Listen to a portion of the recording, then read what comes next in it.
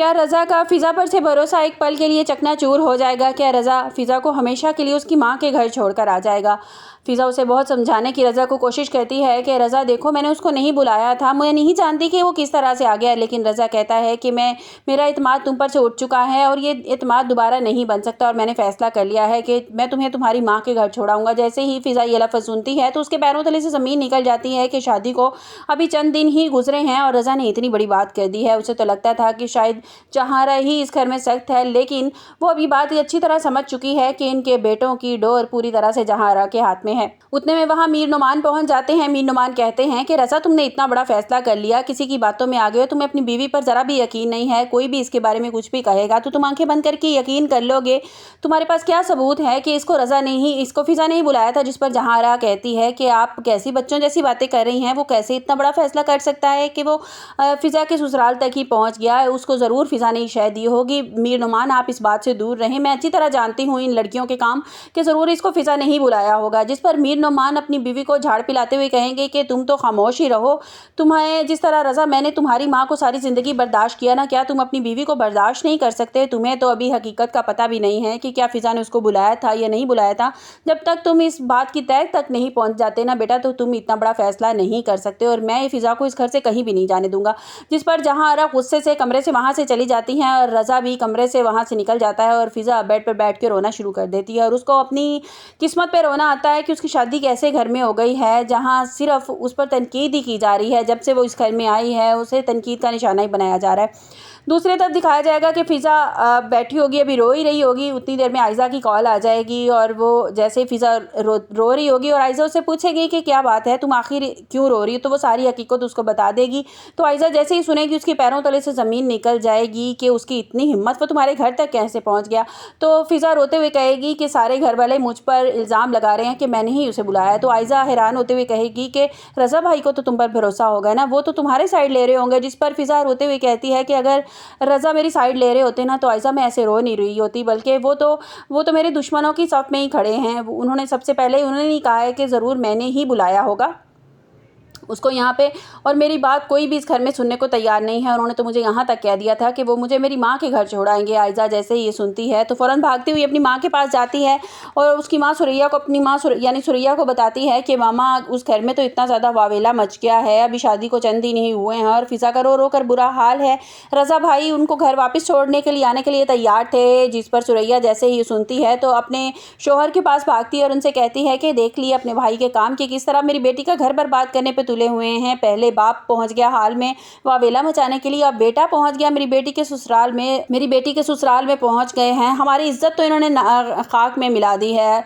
और जिस पर जो है ज़फ़र बहुत ज़्यादा गुस्से में आ जाएगा और अपने भाई को कॉल करेगा और कहेगा कि तुम्हारे बेटे की इतनी हिम्मत, वो किस तरह मेरी बेटी फ़िज़ा के ससुराल में पहुंच गया है। और जिस पर उनका भाई कहेगा कि मैं इस बारे में कुछ नहीं जानता और मैं तुमसे माज़रत चाहता हूँ, और मैं अपने बेटे को समझाने की कोशिश भी करूँगा। अब फ़िज़ा को आहिस्ता आहिस्ता इसका इल्म होना शुरू हो जाएगा कि जहाँ जो बच्चों की डोर है, मतलब बेटों की डोर है, रज़ा की है, अली और उसामा, तीनों बेटों की डोर जहांआरा के हाथ में है। ठीक है, और यहाँ पे सिर्फ इस घर में जहांआरा की चलती है, उसके अपने शौहर नोमान बिल्कुल नहीं चलती है। और जिस तरह से जहांआरा कहती है, उनके बेटे आंखें बंद करके उस पर यकीन कर लेते हैं। जहांआरा मुझे बहुत ज़्यादा टफ टाइम देने वाली है इस घर में, और उसे इस बात का बहुत ज़्यादा दुख होता है कि रज़ा ने भी मेरा साथ नहीं दिया। अगर जहांआरा ने कहा कि ये लड़का अपनी मर्ज़ी से नहीं आया, इसको फ़िज़ा ने बुलाया, तो रज़ा ने आंखें बंद करके उन पर यकीन कर लिया कि हाँ, ज़रूर इसको फ़िज़ा ने ही बुलाया होगा। अब देखना यह है कि आने वाले एपिसोड में क्या होता है। और जहांआरा जैसे ही ये सुनती हैं, उन्हें पता चलता है कि ये तो लड़की करैक्टर की सही नहीं है, और वैसे भी बहुत ज़्यादा तेज़ लड़कियाँ हैं ये, तो वो तहसीन को कॉल करती है और कहती है कि मैं रिश्ते और दूसरे नहीं लेना चाहती, दूसरी बहनों के, मतलब कि आयज़ा और निमरा का रिश्ता मैं नहीं लेना चाहती हूँ, क्योंकि मैंने फ़िज़ा को ही देख लिया कि किस तरह के करैक्टर की वो मालिक है, और दूसरी लड़कियों को मैं अपने सर पर मुसल्लत नहीं करना चाहती, इसलिए मेरा रिश्ते से जवाब ही समझें। और जैसे ही तहसीन फिर सुरैया को बताती है तो सुरैया बहुत ज़्यादा परेशान इस बात से हो जाती है, तो कहती है कि ये क्या तरीका है, इन्होंने इस बात की तहकीक भी नहीं की, अच्छी तरह से जानते थे कि हाल में उसके बाप ने कितना ज़्यादा वावेला मचाया था, तो हो सकता है उनका बेटा कोई बदला लेने के लिए वो घर पहुँच गया हो, और इन्होंने इतनी बड़ी बात कर दी है कि मेरी दूसरी बेटियों का भी रिश्ता नहीं लेना चाहते। तो जिस पर जो है ज़फ़र कहेगा कि तुम्हें उनके तौर तरीक़ों का तो समझ आ ही रहा है कि किस तरह से उन्होंने, किसी ने भी मेरी बेटी की बात पे यकीन करने की कोशिश नहीं की, रहेगी। तो अगर हमारी दोनों बेटियों का, बाकियों का रिश्ता उस घर में नहीं हो रहा ना, तो ये बहुत ही अच्छी बात है।